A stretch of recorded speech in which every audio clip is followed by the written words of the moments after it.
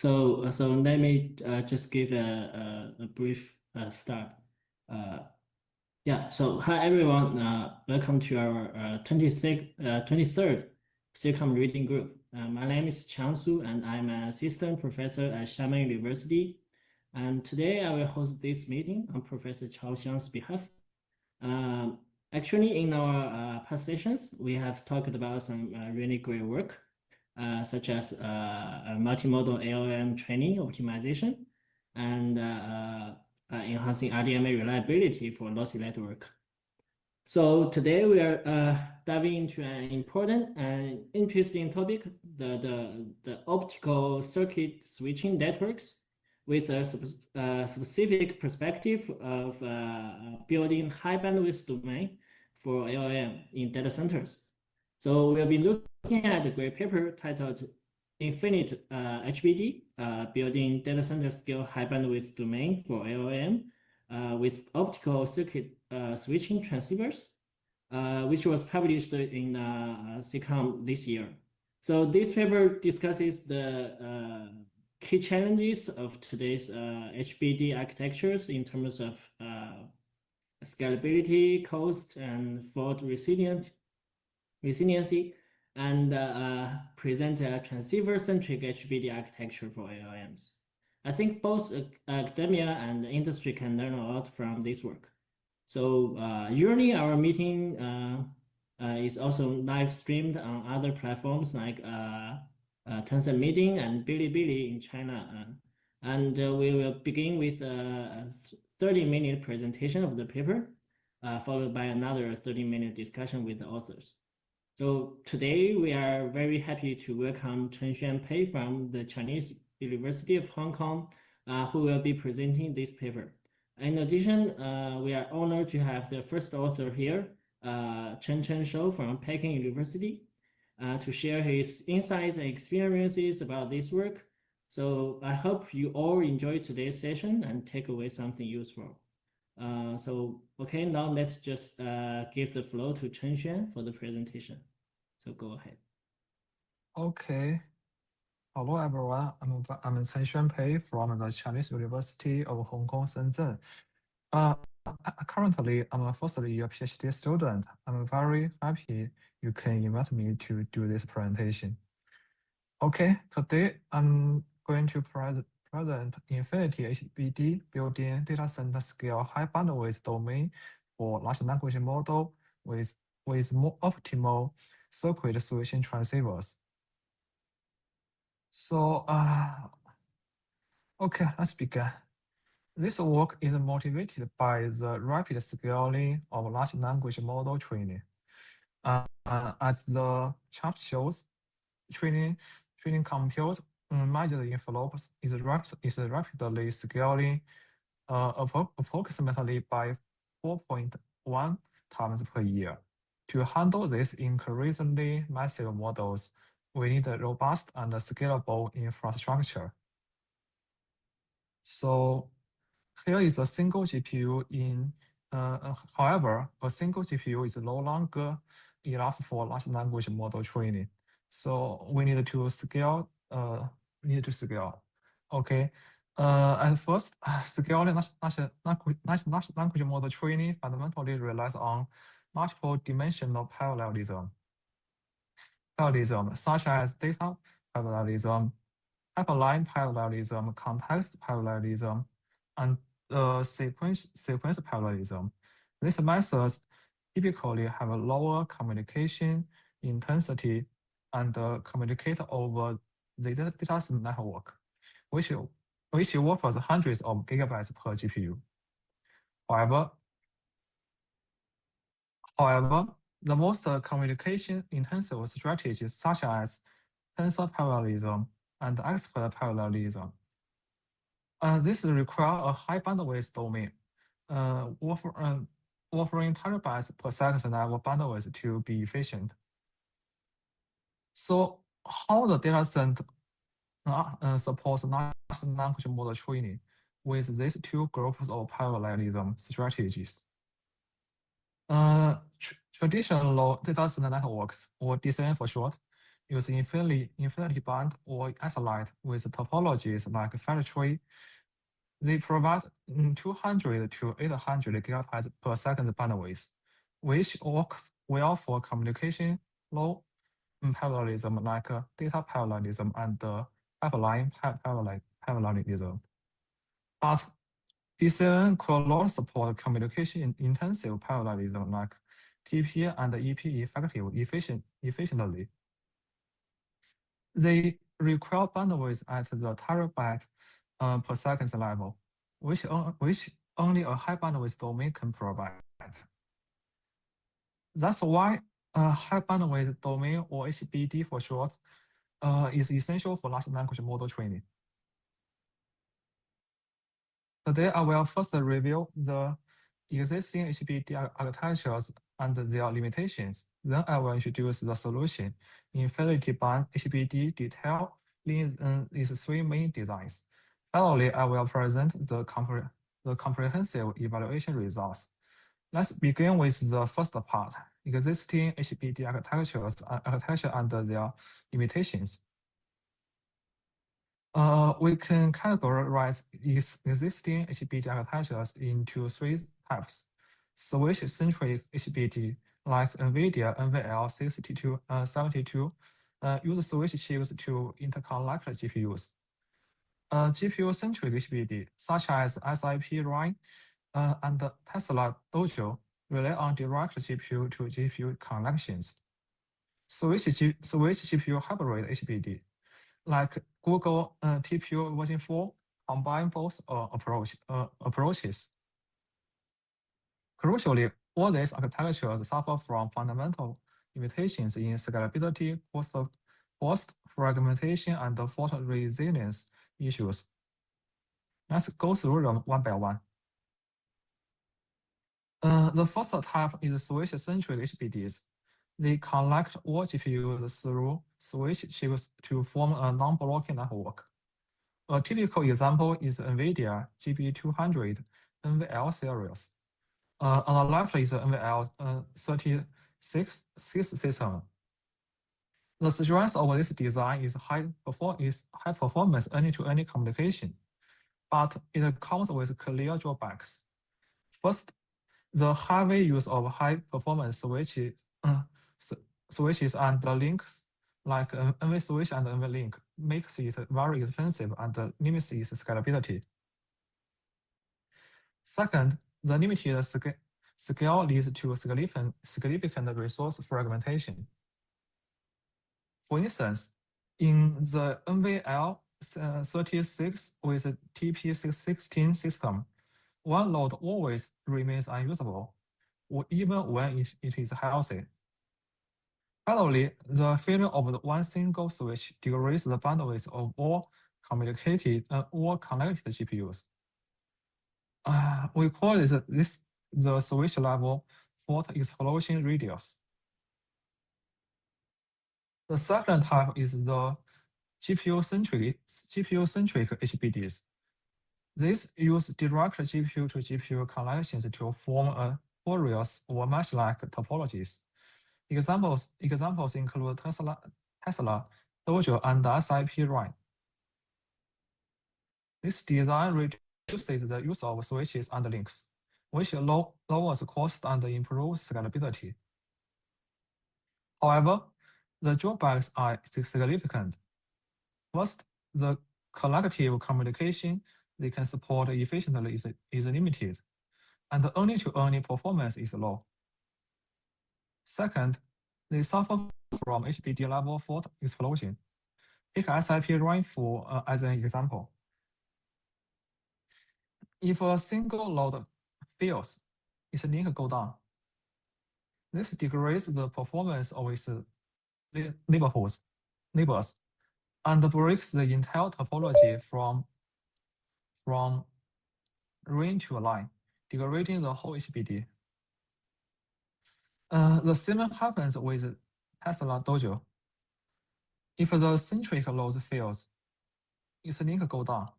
Then the bandwidth of its neighbors degrades. Moreover, the failed node also breaks the entire topology from rain to line and degrades the whole HBD. The third type is switch GPU hybrid HBDs. These combine direct GPU to GPU connections with switch links. An example is Google TPU version 4. As shown here, GPUs are connected directly in a 4x4x4 cube, and the cubes are then linked through optical circuit switches or OCS for short. The strength of this design is moderate cost, scalability, and early-to-early performance. But the drawbacks are twofold. First, they still suffer from switch-level fault explosion. The failure of one OCS degrades the bandwidth across connected cubes. Second, they face cube-level fault explosion. The failure of only node inside a cube breaks the cube's topology, degrading or even disabling the whole cube. To summarize, all these three HBD architectures suffer from serious drawbacks. None of them can fully meet the demanding of large language model training. So what are the key attributes of an ideal HBD architecture? InfiniteHBD has three observations. First, a large and adaptable TP size is critical. As the table shows, higher model flow utilization requires higher TP size. This means an ideal HBD must offer low interconnect cost and high scalability. Second, HBD must deliver high resource utilization and strong fault resilience. In practice, clusters are maintained at the lower level, and so lower level fault isolation is ideal. Third, under these constraints, it's very hard for HBDs to perfectly support all collectives. But here is the key. MOE can also be trained efficiently with TP instead of EP. As shown in the table, TP training avoids the EP imbalance and actually achieves equal or even better MFU, which is model flow utilization. So in practice, HBD only need to support TP ring or reduce. That greatly simplifies the design and makes the ideal HBD possible. We just summarized the attributes of an ideal HBD, but how can we actually achieve them? Next, I will introduce the design, InfiniteHBD. The key insight is to unify connectivity and dynamic switching at the transceiver level by embedding optical circuit switching within each transceiver. InfiniteHBD consists of the three components: OCS transceiver, integrating OCS into standard transceivers, reconfigurable key-hop ring, a topology supporting dynamic size and interload fault isolation, HDB DCN, or castration, an algorithm to optimize GPU utilization and DCN traffic locality. The first design is the OCS transceivers, or OC tracks for short. InfiniteHBD integrates OCS into the 800 GB per second QSFP-DD transceiver. The OCS is based on a silicon protocol photonic MZI switch matrix, which is a simple chip and energy efficient. For function, each OC tracks connects the two GPUs inside a load and provides three communication paths. Two external links connect to other nodes, and one loopback link connects the two GPUs locally. These three paths are time division multipliers and only one active at a time. Switching between them takes about 60 to 80 microseconds. OCS trunks provides strong functionality and efficiency, giving us the opportunity to build the Infinity HDB topology. The second design is the reconfigurable H-hop ring topology. In the topology, each node connects to all other. In the topology, each node connects to all other nodes in the cluster with key hops via OCS trunks. On the right is a two-hop ring topology. Node 4 connects to node 3, 2, 3, 5, and 6. On the left is the detailed view of node 1, 2, and 3. Red lines denote intra-node connections. Blue lines denote inter-node connections. The first feature of this topology is dynamic ring construction. By activating different OCS trunks passes, we can build rings of arbitrary size and locations at GPU granularity, which enables flexible TP. For example, nodes 1 and 2 can form an 8 GPU ring. And the nodes 1, 2, and 3 can form an 12 GPU ring in the similar way. The second feature of the reconfigurable H-hop ring is inter-node fault isolation. By bypassing the fault node, we can achieve nearly node-level fault explosion radius, which is the ideal. For instance, when all nodes are healthy, we can deploy multiple TP groups in the cluster. But when node 2 fails, TP group 1 becomes unavailable.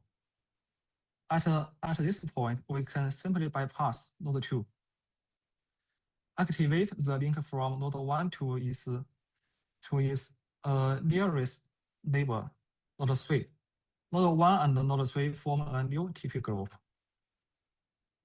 In this way, the failure of node 2 is isolated within the node, which without affecting the rest of the cluster.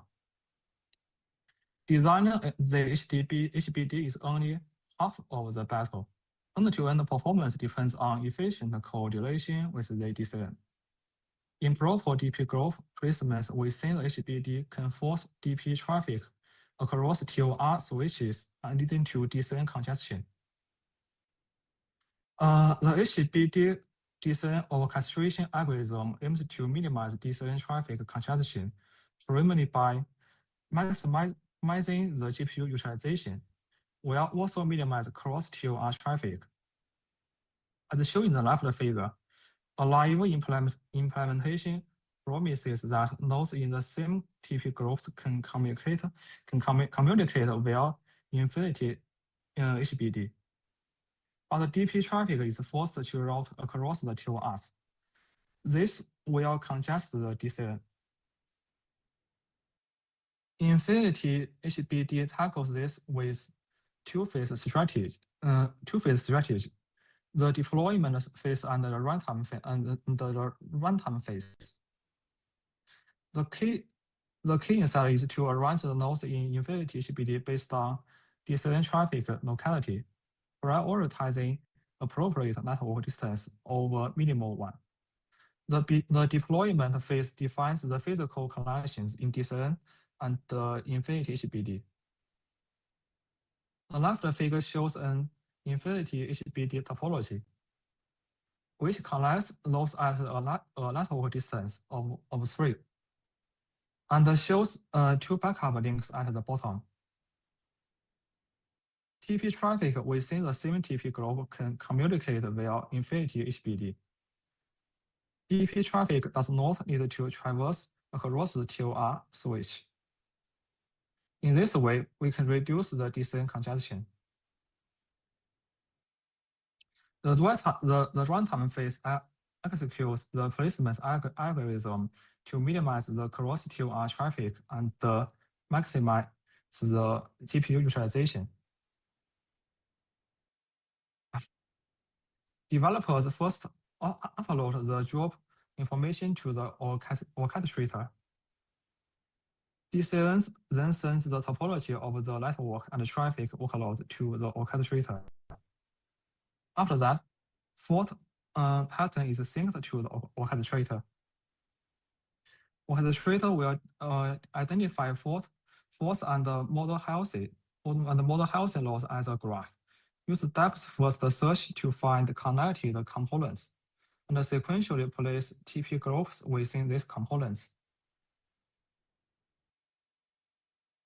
To summarize, this design brings us very close to an ideal HBD. The simple key-hop ring topology and cheap OC tracks give us infinity band HBD low-cost, high scalability to data center scale, and few free fragmentations. The intra-node fault isolation achieves nearly node-level fault explosion radius, which is the ideal. And finally, the dynamic ring construction enables infinity HBD to support TP ring wall reduce efficiently. Now I will show the evaluation results. The evaluation has 3 parts. Hardware evaluation of OCS trunks, large-scale simulation of fault resilience, and estimates of cross-line power. The simulation is based on a 348-day fault trace collected from the production of 3,000 GPU pre-training cluster. This trace includes failure types and distributions, which is open sourced on GitHub. To compare, we use 3 baselines: the big switch ideal model, NVIDIA NVL series, Google TPU version 4, and the SIP ring. First, the hardware evaluation of OCS trunks. Infinity HBD separates OC trunks into 2 parts: the core module that provides OCS functionality and the peripheral circuit. Measurements shows that the core model has 3.3 dB insertion loss at room temperature. Its power consumption is less than 3.2 watts under all temperatures and passes, and together with 8.5 watts of the peripheral circuit, it stays within the 5 watts 800 gigabytes QSPF DD spec. The bit error rate is close to 0, showing reliability. Next, the fault resilience simulation. Using the trace, infinity HBD measures the ratio of wasted GPUs over time under different HBDs. HBD comes with very close to the ideal big switch. Moreover, compared to TPU version 4, it reduces GPU waste by 14 times compared to NVL's 72 system. It reduces waste by 20 times. This shows strong fault resilience. Finally, the estimates of cross-line power. Infinity HBD normalize costs and power by bandwidth per GPU, so they are directly comparable. In terms of cost, Infinity HBD is the most efficient. It is 3.2 times cheaper than NVL's 72 system and 1.5 times cheaper than TPU version 4. In terms of power, Infinity HBD is also the most efficient. The power consumption of Infinity HBD is 1.3 times lower than NVL 72 system. To summarize, training L language model requires HBD. existing HBD suffers from many issues. InfiniteHBD is proposed, a transceiver-centric HBD. InfiniteHBD has 3 parts: the OCS transceiver hardware, the configurable H-hop ring topology, and an HBD decision orchestration algorithm. The evaluation shows that OCS achieves no insertion loss, no power, and near 0-bit error rate. Furthermore, InfiniteHBD delivers high fault resilience, cost efficient, and energy efficient.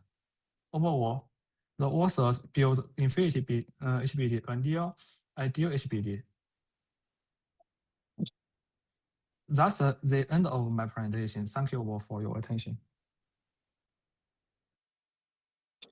Thanks, Chengxuan. Anybody implemented this in data center like Alibaba or Google or any data center? I think we have the first author, Chen Shou, joining us as a guest of honor. So I think that's a terrific question. So Chen, you want to clarify a little bit? Okay. Can you hear me? Yeah, we can. Yes. The question is if any company use it in the data center. Yes. Yes, this is a very good question.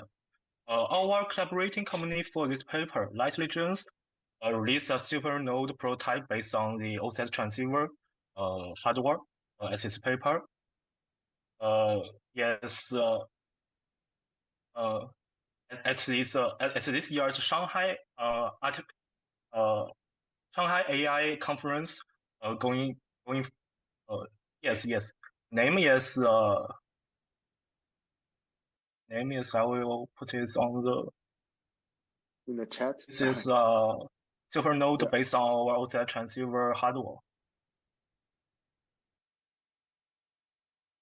Going forward, Peking University Staff and the Light Legends will continue to optimize OCS transceiver-based optical switching super nodes according to the mainstream traffic patterns of current large model training and inference. Yes, but in this time, it's just we just have a prototype. So for following Hesham's question, I'm wondering, you evaluated the cost, right? So I agree with that the cost is definitely cheaper compared with other design. But how about in your prototype? Did you evaluate its availability or reliability? Like how frequent? I mean, basically, I guess the question would be the optical transceiver. What is expected lifetime? In this time I just don't know, but because the prototype, I don't touch the prototype. The prototype is published after the paper published. Yes. So after I publish the paper, I have no opportunity to see this prototype. I see. So Chengxuan, maybe can you go to maybe 2 slides previous? Go back 2 slides. Yes. I think essentially this evaluation on the hardware, right? So this yes. for this evaluation is done on the prototype, right? I can see I can touch the hardware, but the OCS transceiver hardware, but the integrated the super node I can touch the integrated super node. Hardware evaluation is in the paper, but super node evaluation is unknown. It's not. Oh, I see. So my understanding is I know like Stefan and the last year they roll out this they gave this a super node design and also Huawei as well, right? So I guess the reason I asked this question following Hesham's question is like how whether this is a practical design or not. I mean, in paper, I agree. This by leveraging optical reconfigurations, definitely, essentially, it's in analogy, it's a little bit like a fast reroute, right? So basically, you have this.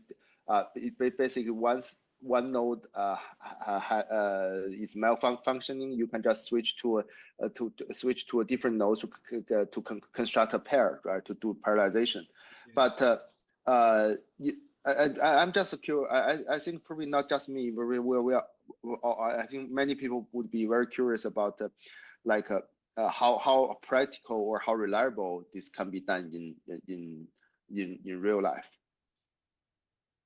So it is in real life. The mainstream supernode architecture has two product have two examples. First is the Huawei's Cloud Matrix 384, and other is Google TPU-v4. This all them TPU-v4 and V5, V6, V7, they use the Taurus architecture and with optical circuit switching. The Huawei's Cloud Matrix 304 is in our paper we collaborate. In our paper, we group it into the three-centric HBD architecture, but it's achieving HBD at such a large scale truly exceeded our expectations. It significantly alleviates the resource fragmentation problem of NVL 72. However, we still believe that its cost per unit bandwidth is relatively high, like NVL architectures, and using our optical switching network would be more cost efficient. For Google's TPU series, we think they have the problems just like our architecture, as they just can support the limited traffic patterns. But maybe it's enough for the LLM training, but it's false explosion radius and its 8020 performance is also limited. I see. So what's the I don't know if it is shown is in the paper or not, but like how fast can this reconfigurable K-hop ring react to node malfunction? The switching latency have two parts. The first part is the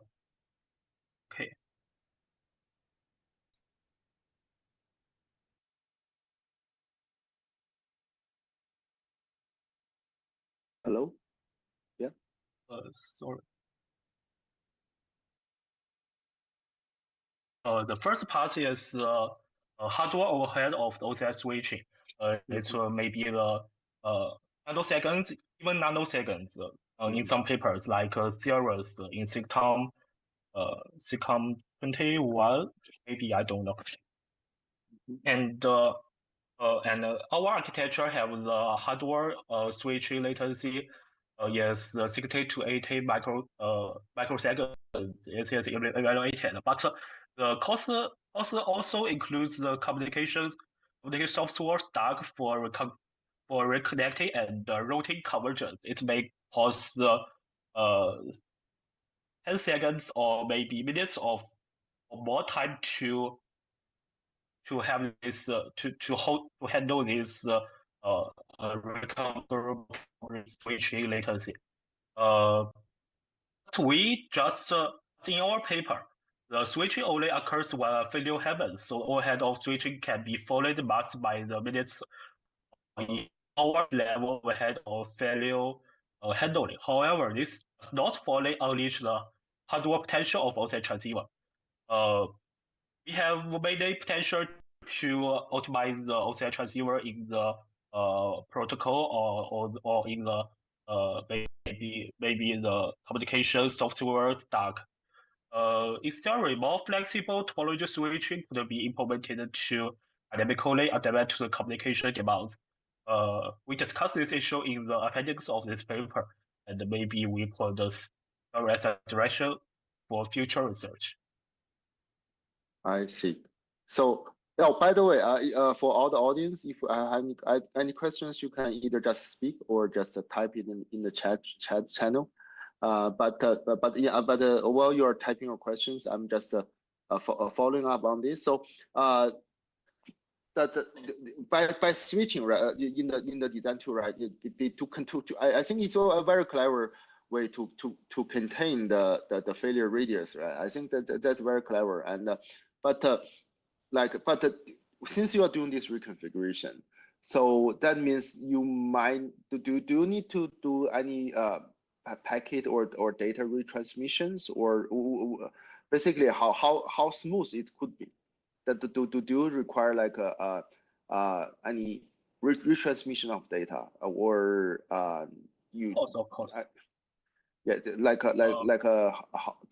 you do happen to? I know you mostly do your evaluation on using trace, but what's the cost, or what's the cost or trade-off of doing that? Of course, we have some overhead of the when the Rokon-K hovering topology is switching. Just like I talked in the I have talked like the data retransmission overhead and the section rebuilding overhead, and like the routing convergence overhead. This is because all this data transfer is built on the traditional data center protocols. These protocols is designed for the traditional electrical packet switching network. In these networks, all topologies are unknown and in black box in our assumptions. We think the topologies will change in the ways we can't predict, but in the LLM training jobs and in the AI data centers, the traffic pattern is predictable. So this gives us the opportunity to optimize the topologies and the protocols. Yes, but if we don't optimize the protocols, this overhead will remain to confuse us. But this paper is just focused on the topology optimization. Don't focus on protocol optimization. Mm-hmm. I see. Yeah. Just out of curiosity, I know I don't know whether this is too naive or not, but the reason I'm asking is because I think I've seen papers pointing out that when you do this large, even not for large language model, just traditional deep learning training, and the training algorithm is in certain way can tolerate a certain loss of data. Like basically when the data by data I mean transferring the gradient the gradient, right? So basically the gradient certain gradient are mostly just zero and or just very small, and so in that way your algorithm the training would still converge, and it can still convert to a very accurate level, but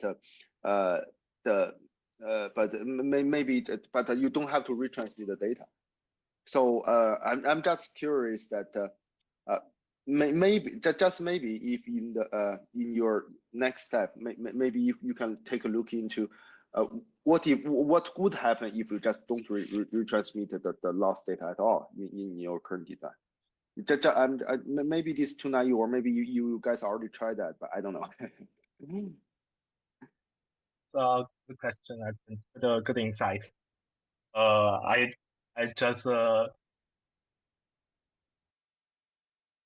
will think it in the future maybe. Mm-hmm. It's a good question. Yeah, No sweat. I mean, because this is just a discussion, right? It doesn't have to. I mean, I don't have the burden to make sure it makes sense, right? But just something we can maybe quickly try later. But that's fine. Yeah. So you mentioned that. By the way, which year are you in as a PhD? Like a second year or third year? First year PhD. A fourth year PhD.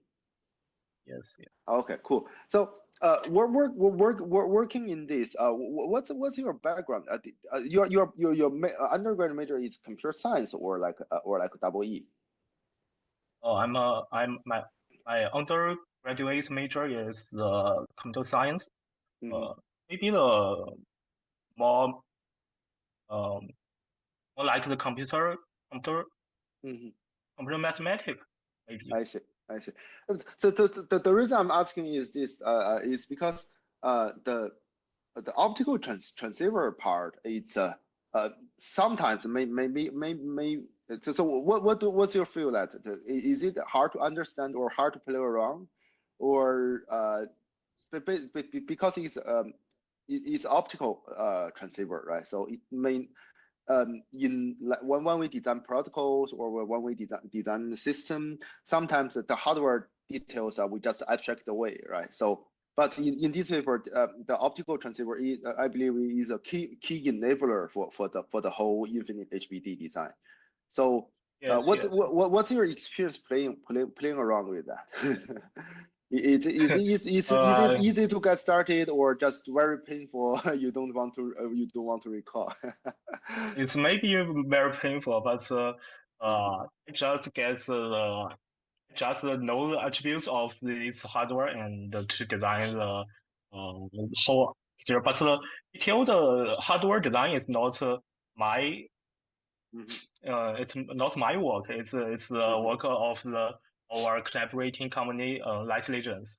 They have many efforts on this hardware and has many good works. Yes. I see. Yeah, that makes sense, right? I mean, essentially this is a collaboration between computer science and the double E, right? Yeah, that definitely makes sense. So for this for your the third design, the orchestration between HBD and the DCN, right?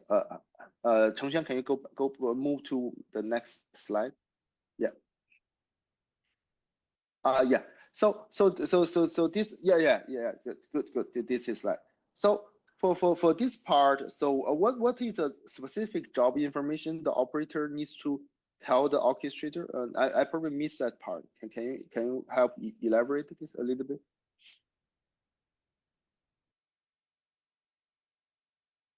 The orchestration algorithm have two objectives. The first is the GPU utilization or GPU availability. It's of course it's the main objective, and the other is the DCN traffic locality, which reflects the congestion in the DCN. Because we know if one traffic cross the top of the rack on top of the rack switch, it may lead to the congestion. We can so we have the insight that we can have two phase algorithm. The first phase, the deployment phase.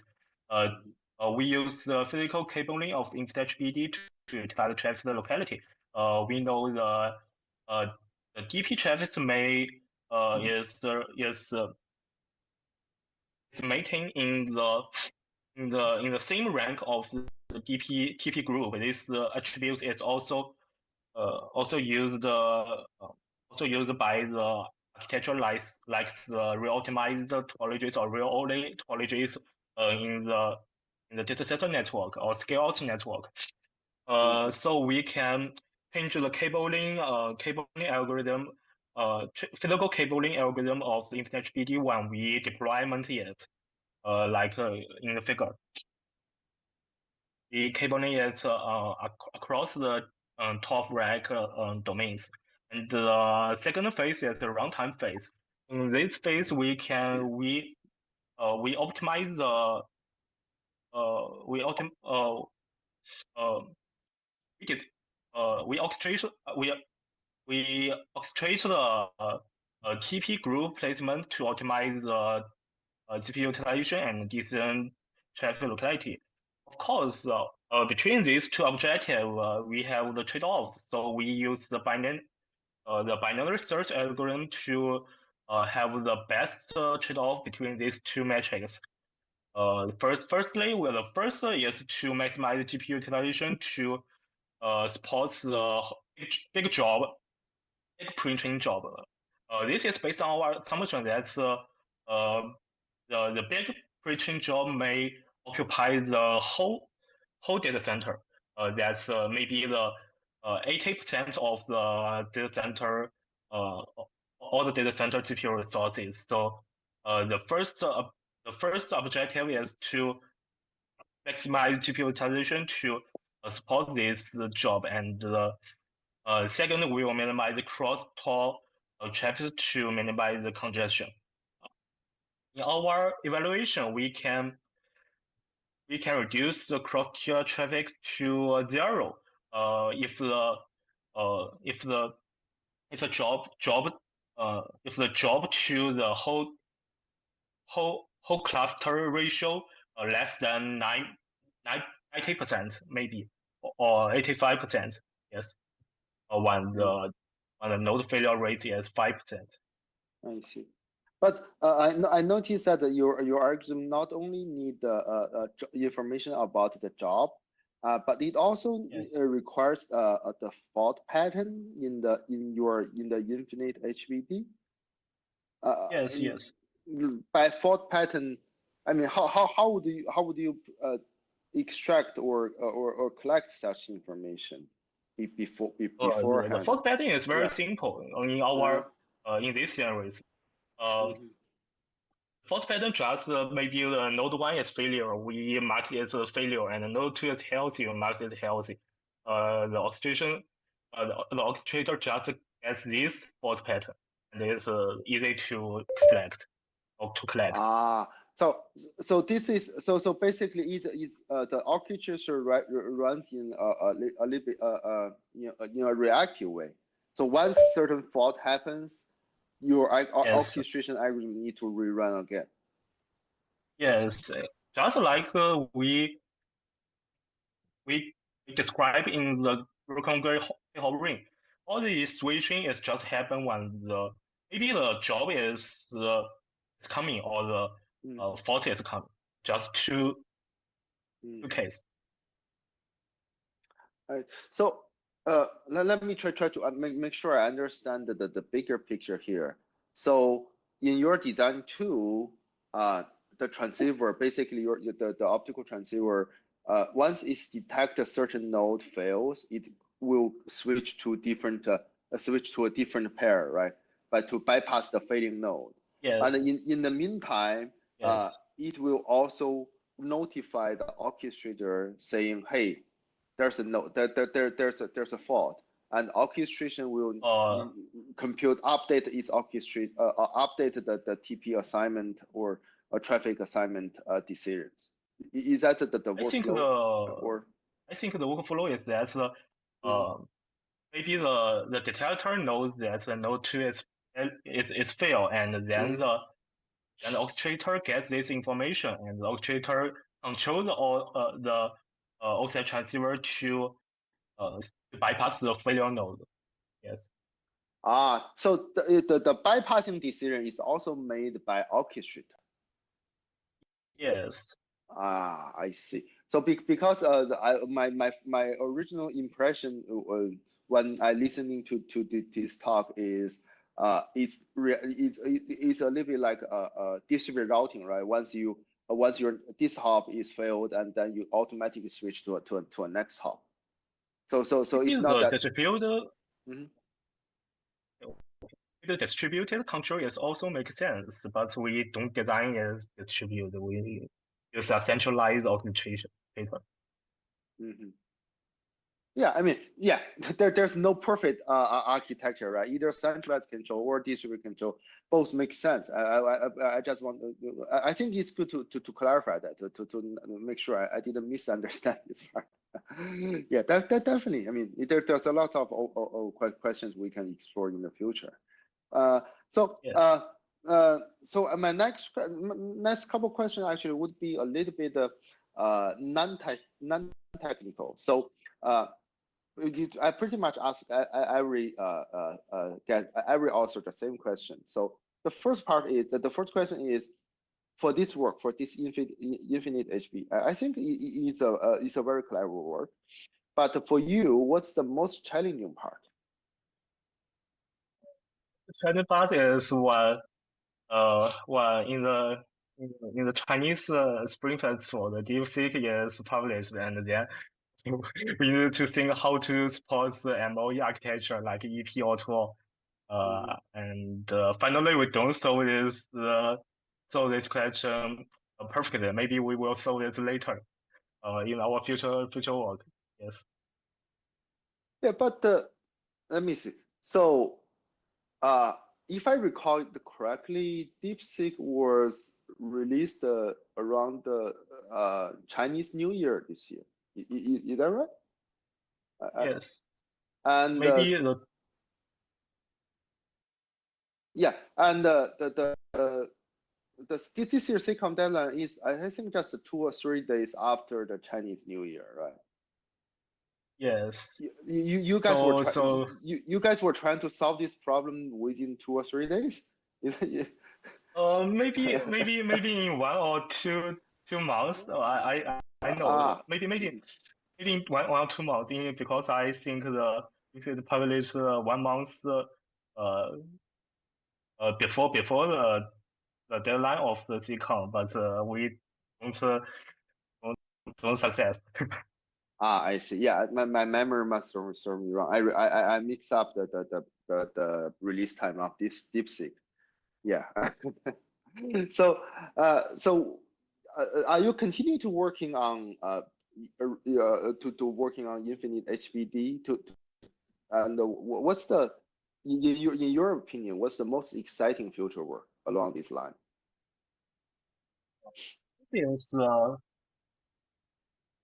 First is if we can find a silver topology architecture that can support all traffic patterns, maybe don't like the cross or the flat tree architecture that's static.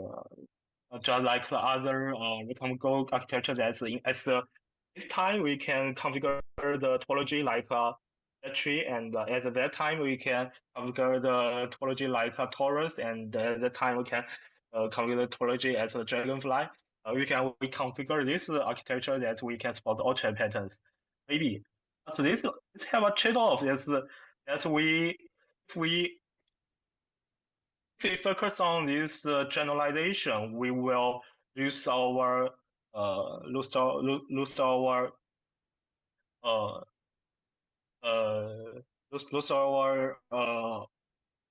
maybe the pros our pulse or the performance or the specific traffic patterns and the maybe the energy efficiency of the topology. This is a trade-off. We need the yes, it's a trade-off. And the second future future work is that we think we can optimize the protocols for the optical circuit switching based networks. Maybe this network don't use our hardware OSDI transceiver. They use the traditional optical circuit switches like the Google use the MEMS OCS and the others like piezo or maybe other architectures. But the challenges we face is similar. Is that the traditional protocols like the RDMA or the BGP or the other protocols used in the data center is not is not good for the optical circuit switching networks. So we have many opportunities to optimize the optimize the whole protocol stacks for the optical switching networks. Yes, this is the second future work. Yes. Okay, I see. So, I meant to understand the InfiniteHBD design is orthogonal to the Daxin topology. Yes, Right, yes. I think in your paper you wrote about that, right? So is it like I know I'm just asking maybe something a little bit a stupid question, but does that mean InfiniteHBD is orthogonal or can work in any any topology that provides bisection bandwidth, or like factory or cloud-based topology, or a railway optimized, or like any arbitrary topology InfiniteHBD can also work with? Yes, I think this is based on the separation between the bandwidth between the Datacenter network and the InfiniteHBD. So the Datacenter network only use like 100 gigabit network bandwidth network, and the InfiniteHBD provides the terabits level bandwidth, and then the two parts of network will be collaborated well. So the HBD can used with the other detailed networks like the real optimizer and like factory, even like the Google Taurus, if they have the enough ports of the network, they can work well. But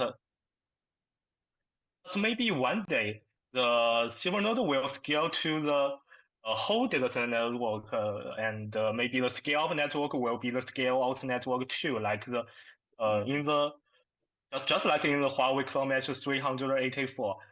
In the news, I know they may scale the Cloud Mesh architecture to maybe thousands of MPUs.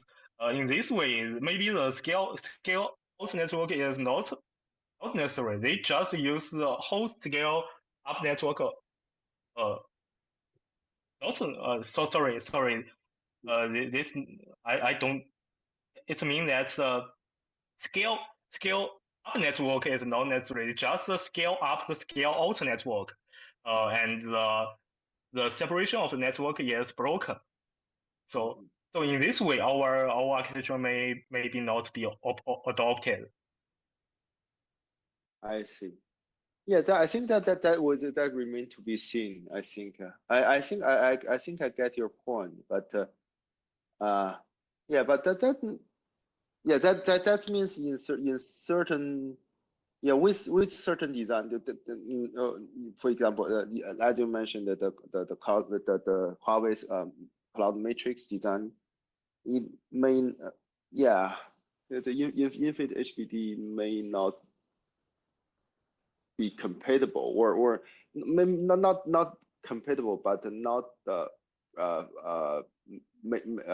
make full use of its full potential, right? Yes. Yeah, I see. Yeah, that makes sense. We have no need to use HBD to scale right. bandwidth, because the bandwidth is enough. Yeah, I need to think more about that, but I think my intuition says you're right. Yeah. Yeah, let's talk about it later. Maybe after a couple of days. Yeah, let me think about that. Okay. Yeah, cool. That's good point. Okay, so I guess we are running out of time, but on behalf of because in the audience, this is an educational seminar, so many of the audience are students. So the final question will be, I just want to ask on behalf of the students, like what's your advice for students if they want to work in this area? What's your advice or lessons? As a student, so maybe I'm honored to give some some advice to other students like just like me. The first advice is to collaborate with the big companies or the companies with the fancy hardwares.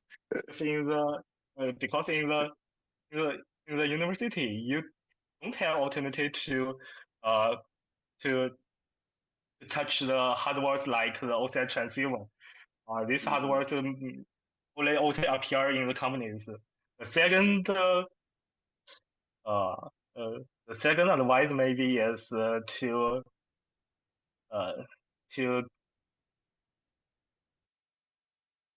get advantage to some new areas like the optical circuit switchings. I think this is a great area, and we have many opportunities to work on this. But like the other areas like the LM inference or the LM training, it's hard for us to have a novelty idea on it can change the whole area. So I think we can choose some new area for our future work. Yes. I see. I mean, I totally agree. Well, I shouldn't say I totally agree. I think your first advice, working with big companies, I think that makes sense, but may not apply to everyone. I guess because of Yes, for some yeah. But your second one, I think your second one is also very interesting because many other faculties I talk to, they say, if you want to work on large language models, working on LLM systems, working on how to make inference to be more efficient, and because training has been monopolized by several big companies. So I think that, yes, I think so. yeah, but indeed, maybe I know we are over time, but maybe we can think about whether these optical transceivers or optical reconfigurations can help or can be leveraged to improve LM inference as well. Yes, it's also our future work. So if you work on the optical circuit networks, we have many opportunities. Yes. Cool. Wow, wonderful. Yeah. We were already 3 minutes over our meeting. So yeah, I just want to thank Chengxuan and Chen again for the presentation and the discussion. I think it's a very interesting paper, and very it's an idea that is not complex, but definitely requires a sophisticated execution, and the eventual result is very cool. I really enjoyed the presentation and the discussion. Yeah, thank you guys for taking the time. I really appreciate it. Also, thank you for all of you to focus on my discussion and our papers. I'm honored to sharing my insights with you. Yes, thank you. Wonderful. Yeah, I should sorry, I should have said that at the beginning of the meeting. Your paper is in our queue, but we originally planned to discuss your paper maybe after this year's SIGCOMM deadline. But one of our audience just recommended to us to read this paper before, so we said, all right, we got request, and we will just do that. Yeah, it's a faculty from China, but I will introduce you guys later. But okay, and for everyone in the meeting, thank you again for staying so late. I know many of you are in Asia time, and in the meantime, for people from Europe and Austria and North America, have a good day and good evening. For people in China, let's go back to sleep. Have a good night. Thanks, Chenchen. Thanks, Chengxuan. Thank you so much, guys. Thank you.